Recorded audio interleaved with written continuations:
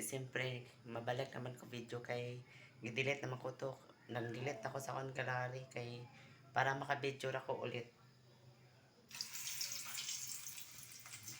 Maka-video ako ulit kay tapos story na po.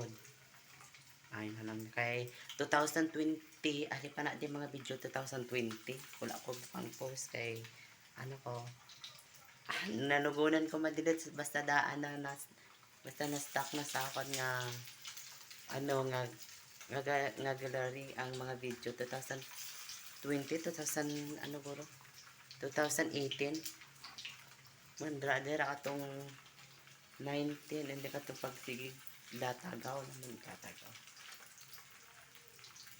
na amo na naposurid ko kay 2020 nga mga video ari pa na di ka ano abi nanugunan ko ma-delete ay daw kalain man i-delete nasubuan ko yung ma-delete sa mga memories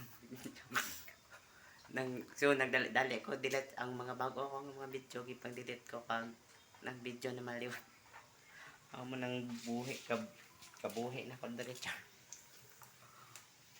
Pero wala dahil ko kabalo kung saan akong giluto. No? Okay. Ilunod na ako ng tika. Luto. Una, first time ko nagluto. Ni akong gilaaga sa tubig. Butangan ako mantika. And then, hindi na ko gali butangan o mantika. Ano bang nagpalagpat ako luto. Saan kabalo. Siyempre, first time kay sa bukid, mga utan-utan naman, naman ang bulat man subaw. Napagtong guys. Napagtong na akong niluto. Diyos me, napagtong. At alay na nag-obra kami na ka sa Bacolod. Amo matsin nga pagtong.